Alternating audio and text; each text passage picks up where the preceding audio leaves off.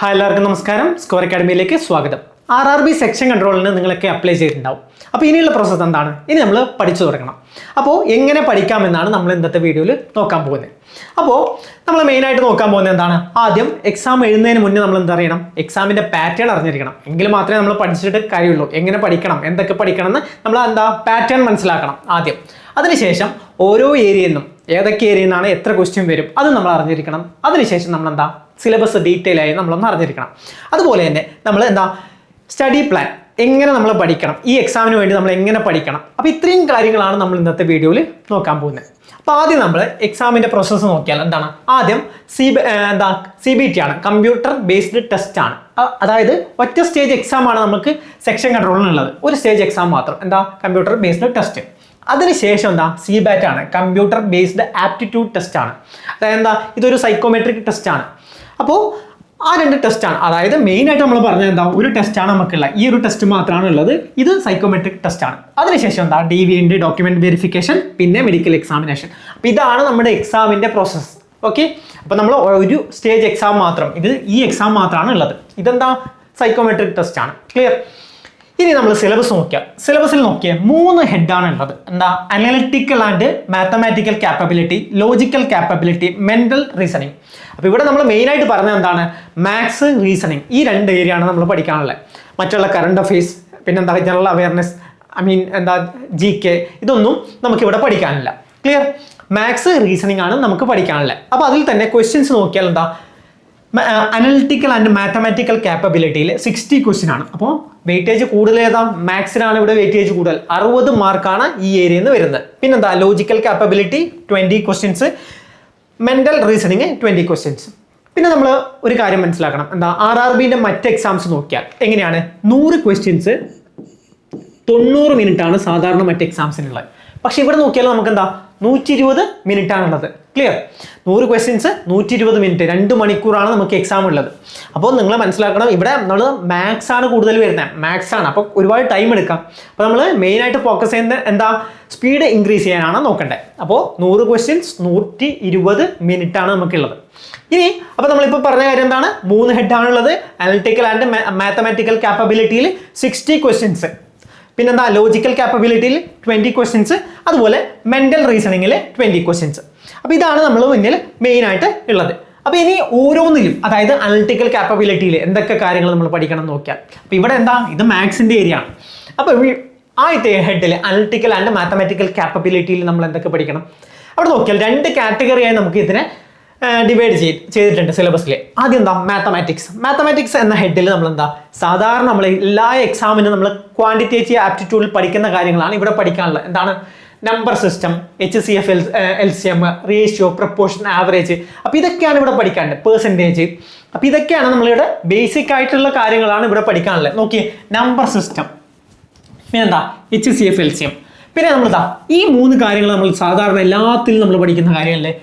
Ratio, proportion, average, അതുപോലെ percentage. Clear? അപ്പോൾ ഇതൊക്കെ നമ്മൾ ഫണ്ടമെൻ്റലായി പഠിക്കുന്ന കാര്യങ്ങളാണ്. പിന്നെ പ്രോഫിറ്റ് ആൻഡ് ലോസ് ഉണ്ട്, ടൈം, സ്പീഡ്, ഡിസ്റ്റൻസ് ഉണ്ട്, പവർ, ടൈം ആൻഡ് വർക്ക് ആണിത്. Power and work, time and work എന്നാണ്.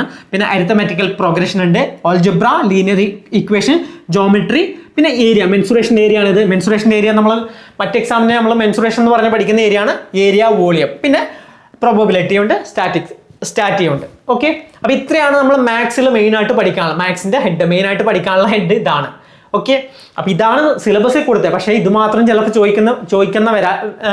ഇത് മാത്രമായിരിക്കില്ല ചിലപ്പോൾ ചോദിക്കുന്നത്. മറ്റ് ഏരിയയിൽ നിന്ന് ചിലപ്പോൾ നമുക്ക് ചോദ്യം വരാം. അപ്പോൾ അത് ഇതിൻ്റെ ലാസ്റ്റ് അവർ കൊടുത്തിട്ടുണ്ട്. ഈ സിലബസ് മാത്രമായിരിക്കില്ല ചിലപ്പോൾ ക്വസ്റ്റ്യൻ അവർ കൊടുത്തിട്ടുണ്ട്. ക്ലിയർ? അപ്പോൾ അനലിറ്റിക്കൽ ആൻഡ് മാത്തമാറ്റിക്കൽ കാപ്പബിലിറ്റിയിൽ സെക്കൻഡ് DI ആണ്, ഡാറ്റ ഇന്റർപ്രിട്ടേഷൻ. അപ്പോൾ നമ്മൾ സാധാരണ എക്സാമിന് പഠിക്കുന്നതാണ്. പക്ഷെ അതിലൊക്കെ ഡാറ്റ ഇന്റർപ്രിട്ടേഷൻ്റെ ക്വസ്റ്റ്യൻസ് കുറവായിരിക്കും. റെയിൽവേൻ്റെ മറ്റ് എക്സാംസിനൊക്കെ കുറവാണ് വരാറ്. പക്ഷേ ഇവിടെ സെപ്പറേറ്റ് ഒരു ഹെഡ് തന്നെ ആയിട്ട് കൊടുത്തിട്ടുണ്ട് അവർ, ഡാറ്റ ഇന്റർപ്രിട്ടേഷൻ. അപ്പോൾ ടോട്ടൽ ഈ ഏരിയയിൽ എത്രയാണ്? 60 മാർക്കാണ് ഉള്ളത്. 60 മാർക്കാണ്. അപ്പോൾ DI നമുക്ക് ഒരുപാട് ക്വസ്റ്റ്യൻസ് ചിലപ്പോൾ വരാം. നമ്മളിപ്പോൾ ബാങ്കിങ് എക്സാം ഒക്കെ നോക്കിയാൽ എങ്ങനെയാണ്? ഒരു ക്വസ്റ്റ്യൻ, ഒരു ഡാറ്റ ഇന്റർപ്രിട്ടേഷൻ്റെ ക്വസ്റ്റ്യൻ തന്നാൽ ചിലപ്പോൾ ഒരു 2-3 ക്വസ്റ്റ്യൻ ഒക്കെ വരാറില്ലേ? ചിലപ്പോൾ അതുപോലെ വരാം. നമ്മൾ ഈ സെക്ഷൻ കൺട്രോൾ ആദ്യമായിട്ടാണ് ഡയറക്റ്റ് റിക്രൂട്ട്മെന്റ് നടത്തുന്നത്. അപ്പോൾ നമുക്ക് ഇതിൻ്റെ പ്രീവിയസ് ക്വസ്റ്റ്യൻസ് ഒന്നും നമുക്കില്ല. അപ്പോൾ നമ്മൾ എന്ത് ചെയ്യുക, മാക്സിമം എന്താ നമ്മൾ മറ്റ് എക്സാംസിൻ്റെ ഒക്കെ നോക്കിയിട്ട് നമുക്ക് എങ്ങനെ വരുമെന്ന് നമുക്ക് പ്രെഡിക്റ്റ് ചെയ്യാൻ മാത്രമേ പറ്റൂ. ക്ലിയർ? അപ്പോൾ ഇവിടെ ഡാറ്റ ഇൻ്റർപ്രിട്ടേഷൻ വളരെ ഇമ്പോർട്ടൻ്റ് ആയിട്ടുള്ള ഏരിയ ആണ്. ഈ ഡാറ്റ ഇൻ്റർപ്രിട്ടേഷൻ നമ്മൾ എങ്ങനെ ചെയ്യാം? ഇത് ചെയ്യുന്നതിന് നമ്മൾ അതിന് മുന്നേ നമ്മൾ പഠിക്കേണ്ട കാര്യമാണ് എന്താ, റേഷ്യോ പ്രപ്പോർഷൻ പഠിക്കണം, പെർസെൻറ്റേജ് പഠിക്കണം, ആവറേജ്. അപ്പോൾ ഇത് ചെയ്യാൻ വേണ്ടിയിട്ട് നമ്മൾ ഈ കാര്യങ്ങളൊക്കെ അറിഞ്ഞിരിക്കണം. DI ചെയ്യാൻ വേണ്ടിയിട്ട് നമ്മളെന്താ റേഷ്യോ പ്രപ്പോർഷൻ അറിയണം, പിന്നെന്താ ആവറേജ് അറിയണം, പെർസെൻറ്റേജ് അറിയണം.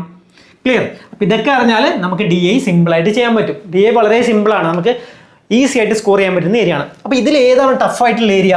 ടഫായിട്ടുള്ള ഏരിയ വളരെ കുറവാണ്. ചിലപ്പോൾ ജോമെട്രി ആവാം ടഫ്, പിന്നെ ഏരിയ, വോളിയം, ഇതായിരിക്കാം ടഫ്. ബാക്കിയൊക്കെ നമുക്ക് സിമ്പിൾ ആയിട്ടുള്ള ഏരിയ ആണ്. ഓൾജിബ്രയും ചിലപ്പോൾ ടഫ് ആവാം. ക്ലിയർ? അപ്പോൾ ഇതാണ് 60 മാർക്കിൻ്റെ ഏരിയ. അപ്പോൾ നമ്മൾ കൂടുതൽ ഫോക്കസ് ഇവിടെയാണ് കൊടുക്കേണ്ടത്. ക്ലിയർ? അടുത്ത നമ്മൾ നോക്കിയാൽ സെക്കൻഡ് ലോജിക്കൽ ക്യാപ്പബിലിറ്റി. ലോജിക്കൽ ക്യാപ്പബിലിറ്റിയിൽ നിന്ന് നമുക്ക് 2 ഹെഡ് ഉണ്ട്. എന്താ? ഇത് ലോജിക്കൽ റീസണിങ് ആണ്. ലോജിക്കൽ റീസണിങ്ങിൽ ബൈനറി ലോജിക്. അപ്പോൾ ഇത് നമ്മൾ സാധാരണ മറ്റുള്ള റെയിൽവേ എക്സാംസിന് ഈ ടോപ്പിക്ക് വരുന്നത് കുറവാണ്. അപ്പോൾ ഇത് പുതിയൊരു കാര്യമാണ്. അപ്പോൾ നമ്മൾ ഡീറ്റെയിൽ ആയി പഠിക്കണം. പിന്നെ syllogism, clock, calendar, blood relation, puzzles, assumptions. അപ്പോൾ ഇതൊക്കെ എന്താ നമ്മൾ മറ്റ് എക്സാമിന് പഠിക്കുന്ന കാര്യങ്ങളാണ്. നമ്മൾ മറ്റ് എക്സാമിന് എന്താ മാത്സ്, റീസണിംഗ് എന്ന് പഠിക്കുന്നത് ഇവിടെ 2-3 ഹെഡായിട്ട് കൊടുത്തു എന്ന് മാത്രം. ക്ലിയർ? പിന്നെ നമ്മൾ ഒന്ന് പഠിക്കണം. ചെറിയ ടോപ്പിക്കാണ്, വളരെ സിമ്പിൾ ആയിട്ടുള്ള ടോപ്പിക്കാണ് ബൈനറി ലോജിക്. അപ്പോൾ അത് കൂടാണ്ട് ഇതിൻ്റെ കൂടെയുള്ളത് ലോജിക്കൽ ക്യാപ്പബിലിറ്റിയിൽ ഉള്ളത് ഏതാ, റീഡിങ് കോമ്പ്രിഹെൻഷൻ ആണ്. അപ്പോൾ റീഡിങ് കോമ്പ്രിഹെൻഷൻ നമുക്ക് പുതിയൊരു കാര്യമാണ്. പക്ഷേ ഇതെന്താ, ഇത് വളരെ ചെറിയൊരു റീഡിങ് കോമ്പ്രിഹെൻഷൻ ആയിരിക്കും. അതായത് വലിയ പാസേജ് ഒന്നും ആയിരിക്കില്ല, ചെറിയ പാസേജ് ആയിരിക്കും. ആ പാസേജ് വെച്ചിട്ട് അതിൻ്റെ മെയിൻ ഐഡിയ കണ്ടുപിടിക്കാൻ, സപ്പോർട്ടിങ് ഐഡിയ കണ്ടുപിടിക്കാൻ, അതുപോലെ അതിൻ്റെ ലോജിക്കൽ സ്ട്രക്ചർ അനാലിസിസ്, ഇതൊക്കെയാണ് നമുക്ക് റീഡിങ് കോമ്പ്രിഹെൻഷനിൽ വരിക. കുറച്ച് പ്രാക്ടീസ് ചെയ്താൽ സിമ്പിളായിട്ട് സ്കോർ ചെയ്യാൻ പറ്റുന്ന ഏരിയ ആണ് reading comprehension. Clear?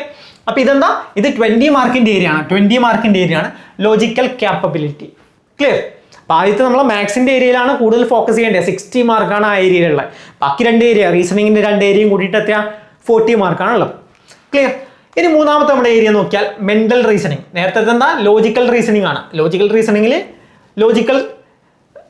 Logical ക്യാപ്പബിലിറ്റിയിൽ logical reasoning ഉണ്ട്, റീഡിങ് കോമ്പ്രിഹെൻഷൻ ഉണ്ട്. ഇനി നെക്സ്റ്റ് മൂന്നാമത്തെ എന്താ, മെൻ്റൽ റീസണിങ്. മെൻ്റൽ റീസണിങ് നമുക്ക് മെയിനായിട്ട് വരുന്നത് എന്താ, അനലോഗി. എന്താ ഇവിടെ എന്താ നമ്മൾ സാധാരണ അറിയാമല്ലോ, എന്താ 2 പേര് തമ്മിലുള്ള ഒന്നിൻ്റെ റിലേഷൻ നോക്കിയിട്ട് മറ്റൊരു പേര് കണ്ടുപിടിക്കുക, അതാണ് ഇവിടെ വരുന്നത്. അതുപോലെ സീരീസ് കംപ്ലീഷൻ, നമ്മൾ സാധാരണ റീസണിങ് പഠിക്കുന്ന സീരീസ് കംപ്ലീഷൻ ആണ്. കോഡിങ്, ഡീകോഡിങ്, റാങ്കിങ്, ഓർഡർ, ഇതൊക്കെയാണ് നമ്മൾ തേർഡ് കാറ്റഗറിയായ മെൻ്റൽ റീസണിങ്ങിൽ വരുന്നത്. ക്ലിയർ? അപ്പം ഇത്രയാണ് നമ്മുടെ സിലബസിലുള്ളത്. ഇനി നോട്ടിഫിക്കേഷനിൽ ഒരു കാര്യം കൂടി പറഞ്ഞിട്ടുണ്ട്. ഇവിടെ പറഞ്ഞിട്ടുള്ളത് നോക്കിയേ, എന്താ, it may be noted that the topic listed above are illustrative. അതായത് ജസ്റ്റ് ഇത് കൊടുത്തു, പക്ഷേ അതായിരിക്കില്ല കംപ്ലീറ്റ് സിലബസ്. ചിലപ്പോൾ പുറത്തുനിന്നും വരാം. ഇത് കംപ്ലീറ്റ് സിലബസ് ആണെന്ന് പറയാൻ പറ്റില്ല. അപ്പോൾ നമ്മൾ സാധാരണ മാത്സ്, റീസണിങ് പഠിക്കുന്ന കാര്യങ്ങളൊക്കെ പഠിച്ചിട്ട് പോവുക. ഓക്കെ? അപ്പോൾ ഇതും മാത്രമായിരിക്കില്ല ചിലപ്പോൾ സിലബസ് എന്ന് ഇവിടെ കൊടുത്തിട്ടുണ്ട്. RRBൻ്റെ നോട്ടിഫിക്കേഷൻ, സെക്ഷൻ കൺട്രോളിൻ്റെ നോട്ടിഫിക്കേഷനിലുള്ള കാര്യമാണ് ഇത്. ഓക്കെ?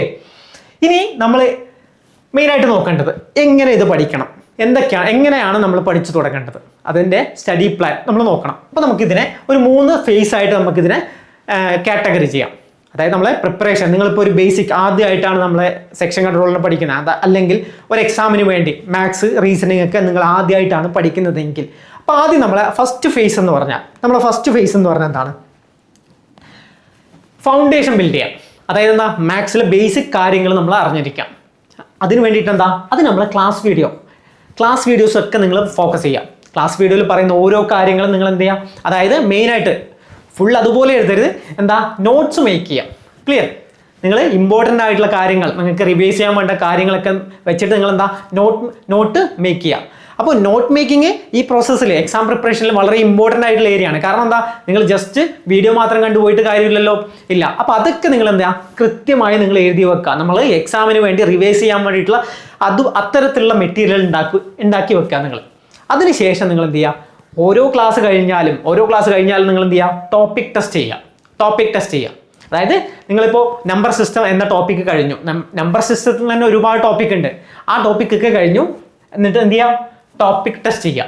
ടോപ്പിക് ടെസ്റ്റ് ചെയ്യുമ്പോൾ നിങ്ങൾക്കറിയാം നിങ്ങൾ എത്രത്തോളം കാര്യങ്ങൾ പഠിച്ചു. അതിനുശേഷം എന്താ, റിവിഷൻ. അപ്പോൾ നിങ്ങൾ നോട്ട് ഉണ്ടാക്കി, ടെസ്റ്റ് ചെയ്തു, റിവിഷൻ. ക്ലിയർ? ഇത്രയും കാര്യങ്ങളാണ് നമ്മൾ ഫൗണ്ടേഷൻ ബിൽഡ് ചെയ്യാൻ വേണ്ടി ചെയ്യേണ്ടത്. ക്ലിയർ? അപ്പോൾ ആദ്യം നിങ്ങൾ ക്ലാസ് കാണുക, ഓരോ ടോപ്പിക്കിൻ്റെയും ക്ലാസ് കാണുക, അതിൻ്റെ നോട്ട് ഉണ്ടാക്കി വെക്കുക, എന്നിട്ട് ടോപ്പിക് ടെസ്റ്റ് ചെയ്യുക, പിന്നെ ഈ കാര്യങ്ങളൊക്കെ റിവൈസ് ചെയ്യുക. ഇതാണ് നമ്മൾ ബേസിക് ആയിട്ട് ഫസ്റ്റത്തെ ചെയ്യേണ്ട കാര്യം. ഇനി സെക്കൻഡ് ഫേസ് എന്താണെന്ന് വെച്ചാൽ, അപ്പോൾ ഇത്രയും കാര്യങ്ങൾ നിങ്ങൾ ഫസ്റ്റ് ഫേസ് വീഡിയോ ഒക്കെ കണ്ടു, ഓരോ ടോപ്പിക്കിൻ്റെ വീഡിയോ കണ്ടു, എന്താ ടോപ്പിക് ടെസ്റ്റ് ഒക്കെ ചെയ്തു, ടോപ്പിക് ടെസ്റ്റ് ചെയ്തു. അതിനുശേഷം നിങ്ങൾ എന്ത് ചെയ്യാം, അപ്പോൾ നമ്മൾ ടോപ്പിക്കൊക്കെ പഠിച്ചു കഴിഞ്ഞു. ഇനി എന്ത് ചെയ്യണം, ഇനി നമ്മളെ സ്പീഡ് ഇമ്പ്രൂവ് ചെയ്യണം. കാരണം എന്താ, ഇത് മാത്സ് റീസണിങ് എക്സാം ആണ്, അപ്പോൾ മാക്സിമം സ്പീഡിൽ നമ്മൾ ചെയ്യണം. അതിന് വേണ്ടിയിട്ട് നമ്മൾ എന്താ മാക്സിമം ടൈം വെച്ചിട്ട് അതിന് പ്രാക്ടീസ് ചെയ്യണം. ആദ്യം നമ്മൾ എന്താ ടോപ്പിക്ക് പഠിക്കാൻ വേണ്ടിയിട്ട് നമ്മൾ ടോപ്പിക് ടെസ്റ്റ് ഒക്കെ ചെയ്തു. അതിനുശേഷം ടൈം വെച്ച് നമ്മൾ പ്രാക്ടീസ് ചെയ്യണം, സ്പീഡ് ഇൻക്രീസ് ചെയ്യണം, സ്പീഡ് കൂട്ടണം, അതുപോലെ ആക്യുറസിയും കൂട്ടണം. നമ്മൾ ഒരുപാട് ക്വസ്റ്റ്യൻ ചെയ്തു എന്ന് പറഞ്ഞിട്ട് കാര്യമില്ല, അത് ആക്യുറസിയും നമ്മൾ കൂട്ടണം. അപ്പോൾ അതിന് വേണ്ടി എന്ത് ചെയ്യണം, ടൈം വെച്ചിട്ടുള്ള എക്സാം എഴുതണം. ടൈം ബേസ്ഡ് ടെസ്റ്റ് നമ്മൾ ചെയ്യണം, സെക്ഷൻ വൈസ് ടെസ്റ്റ് നമ്മൾ ചെയ്യണം. ക്ലിയർ? ഓരോ സെക്ഷൻ ഉണ്ടാവും, അപ്പോൾ നമ്മൾ അതിലൊക്കെ സെക്ഷണൽ ടെസ്റ്റ് ഉണ്ടാവും, അങ്ങനെ ഒരുപാട് ടെസ്റ്റ് ഉണ്ട്. അപ്പോൾ ആ ടെസ്റ്റ് നിങ്ങൾ ഈ സെക്കൻഡ് ഫേസിൽ നിങ്ങൾ അറ്റൻഡ് ചെയ്ത് നോക്കണം. അവിടെ നമ്മൾ എന്ത് ചെയ്യാം, സ്പീഡ് ഇൻക്രീസ് ചെയ്യാൻ വേണ്ടിയിട്ട് നമ്മൾ മാക്സിമം ടെസ്റ്റ് ചെയ്യണം. ക്ലിയർ? അപ്പോൾ ഇതാണ് നമ്മുടെ സെക്കൻഡ് ഫേസ്. അതിനുശേഷം അപ്പോൾ നമ്മൾ എന്ത് ചെയ്തു, ആദ്യം നമ്മൾ ഫൗണ്ടേഷൻ നമ്മൾ ക്ലാസ് ഒക്കെ കണ്ടു, നമ്മൾ എന്താ ടോപ്പിക് ടെസ്റ്റ് ചെയ്തു, നോട്ട് മേക്ക് ചെയ്ത് വെച്ചു, അതായത് നോട്ട് മസ്റ്റാണ്, നമ്മൾ നോട്ട് ഉണ്ടാക്കി വെച്ചു. അതിനുശേഷം എന്താ സ്പീഡ് ഇമ്പ്രൂവ് ചെയ്യാൻ വേണ്ടിയിട്ട് നമ്മൾ ടൈം ബേസ്ഡ് ടെസ്റ്റ് ചെയ്യണം. ക്ലിയർ? ഇനി അടുത്ത തേർഡ് ഫേസ്, നമ്മൾ തേർഡ് ഫേസ് നോക്കണം. തേർഡ് ഫേസ് എന്ന് പറഞ്ഞാൽ എന്താണ്, തേർഡ് ഫേസിലാണ് നമ്മൾ ഫുൾ ലെങ്ത് മോക്ക് ടെസ്റ്റ് ചെയ്യുക. തേർഡ് ഫേസിൽ നമ്മൾ ഫുൾ ലെങ്ത് മോക്ക് ടെസ്റ്റ് ചെയ്യണം. ആ മോക്ക് ടെസ്റ്റ് എന്ത് ചെയ്യുക, അനലൈസ് എവരി ടെസ്റ്റ്. അതായത് എന്താ, എല്ലാ ടെസ്റ്റും നമ്മൾ ജസ്റ്റ് മോക്ക് ടെസ്റ്റ് മാത്രം ചെയ്താൽ പോരാ, ആ ടെസ്റ്റ് നമ്മൾ അനലൈസ് ചെയ്യണം. എന്നിട്ട് നമ്മുടെ വീക്ക് ഏരിയ ഏതാണെന്ന് നോക്കണം. അപ്പോഴും മാത്രമേ നമ്മൾ ഏത് ഏരിയയാണ് നമ്മൾ കൂടുതൽ ഇനിയും പഠിക്കാനുള്ളത് അതൊക്കെ നമുക്ക് മനസ്സിലാവും. അപ്പോൾ മോക്ക് ടെസ്റ്റ് ചെയ്താൽ മാത്രം പോരാ, ആ ഏരിയ നമ്മൾ എന്താ ഓരോ ടെസ്റ്റും നമ്മൾ അനലൈസ് ചെയ്യണം. എന്നിട്ട് ഏത് ഏരിയയിലാണ് നിങ്ങൾ വീക്ക് ആയിട്ടുള്ളത് ആ ഏരിയയിൽ നിങ്ങൾ ഒന്നുകൂടെ എന്താ സ്ട്രെസ് ചെയ്ത് പഠിക്കാൻ നോക്കണം. അപ്പോൾ ഇതാണ് നമ്മുടെ എന്താ സ്റ്റഡി പ്ലാൻ. എങ്ങനെയാ, 3 സ്റ്റേജ് ആയിട്ടാണ് നമ്മൾ പഠിക്കേണ്ടത്. ആദ്യം നമ്മൾ ക്ലാസ് വീഡിയോ, ഓരോ ക്ലാസ് കാണുക, നോട്ട് മേക്ക് ചെയ്യുക, ആ ക്ലാസ്സിൻ്റെ ടോപ്പിക് ടെസ്റ്റ് ചെയ്യുക. ഓക്കെ, അതിൻ്റെ കൂടെ തന്നെ റിവൈസ് ചെയ്തുകൊണ്ട് പോവുക. അതായത് നിങ്ങൾ എന്താ പഠിക്കുക, വീക്കിലി റിവൈസ് ചെയ്യുക. ക്ലിയർ? ഇതാണ് നമ്മളെ ഫൗണ്ടേഷൻ. അതിന് ശേഷം നമ്മൾ എന്ത് ചെയ്യുക, സ്പീഡ് ഇമ്പ്രൂവ് ചെയ്യണം. നമ്മൾ മാക്സിമം സ്പീഡ് ഇമ്പ്രൂവ് ചെയ്യണം. അപ്പോൾ അതിന് വേണ്ടിയിട്ട് ഒരുപാട് ടെസ്റ്റ് ചെയ്യുക, ടൈം ബേസ്ഡ് ടെസ്റ്റ് ചെയ്യുക. അത് കഴിഞ്ഞിട്ട് last full length mock test, എല്ലാ സബ്ജക്റ്റും കൂടി എല്ലാ ടോപ്പിക്കും കൂടി ടെസ്റ്റ് ചെയ്യുക. ക്ലിയർ? അപ്പോൾ ഇത്രയാണ് നമ്മൾ മെയിനായിട്ട് ചെയ്യേണ്ടത്. അപ്പോൾ നമ്മുടെ കോഴ്സിലൊക്കെ നോക്കിയാൽ നിങ്ങൾക്ക് മനസ്സിലാവും, എന്താ പ്രാക്ടീസ് ടെസ്റ്റ് ഉണ്ട്, സബ്ജക്ട് പാർട്ട് ടെസ്റ്റ് ഉണ്ട്, സബ്ജക്ട് ഫുൾ ടെസ്റ്റ് ഉണ്ട്, പിന്നെ ഫുൾ ലെങ്ത് മോക്ക് ടെസ്റ്റ് ഉണ്ട്. അപ്പോൾ ഓരോ പർപ്പസിന് വേണ്ടിയിട്ടാണ് ഓരോ ടെസ്റ്റ് ഉള്ളത്. എന്താ ടോപ്പിക് ആദ്യം പ്രാക്ടീസ് ടെസ്റ്റ് എന്തിനാ, ഓരോ ടോപ്പിക് വൈസ് നിങ്ങൾക്ക് ചെയ്യാൻ വേണ്ടിയിട്ടാണ്. പിന്നെന്താ സബ്ജക്ട് പാർട്ട് ടെസ്റ്റ്, ഓരോ സബ്ജക്റ്റിൻ്റെയും പാർട്ടാക്കിയുള്ള ടെസ്റ്റ് ഉണ്ട്. അതുപോലെ സബ്ജക്ട് ഫുൾ ടെസ്റ്റ് ഉണ്ട്, അതുപോലെ മോക്ക് ടെസ്റ്റും ഉണ്ട്. ക്ലിയർ? അപ്പോൾ ഇത്രയും ടെസ്റ്റാണ് നമുക്കുള്ളത്. അപ്പോൾ ഈ ടെസ്റ്റൊക്കെ നിങ്ങൾ ഞാൻ ഈ പറഞ്ഞ പോലെ ഈ 3 ഫേസിലായിട്ട് നിങ്ങൾ ചെയ്യുക. ക്ലിയർ? അപ്പോൾ ഇത്രയും കാര്യങ്ങൾ നോക്കണം.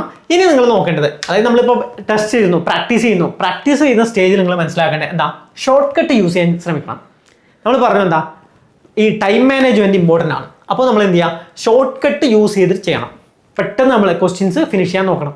നമുക്കിവിടെ 120 മിനിറ്റ് ഉണ്ടെങ്കിലും എന്താണ് മാത്സും റീസണിങ്ങും ആണ്. 60 ക്വസ്റ്റ്യൻ മാത്സിൻ്റെ ഏരിയ എന്നാണ് വരുന്നത്. അപ്പോൾ നമുക്ക് എന്താ ഒരുപാട് ടൈം മാത്സ് ചെയ്യാൻ വേണ്ടി വരും. അപ്പോൾ നമ്മൾ കൺവെൻഷണൽ മെത്തേഡിൽ ചെയ്യാൻ നിൽക്കരുത്, അതിനുള്ള ഷോർട്ട് കട്ട് നമ്മൾ പരിചയപ്പെടാം. അപ്പോൾ അതാണ് നമ്മൾ എന്താ പ്രാക്ടീസ് ചെയ്യുമ്പോൾ, ടെസ്റ്റ് പ്രാക്ടീസ് ചെയ്യുമ്പോൾ നമ്മൾ മനസ്സിലാക്കേണ്ടത് ഷോർട്ട് കട്ട് യൂസ് ചെയ്ത് ചെയ്യാൻ നോക്കണം. പിന്നെ ആക്യുറസി, അപ്പോൾ നമ്മൾ വെറുതെ ചെയ്തിട്ട് കാര്യമില്ല, എന്താ ആക്യുറേറ്റ് ആയിരിക്കണം, നമ്മൾ ആക്യുറസിയും കൂടുതലായിരിക്കണം.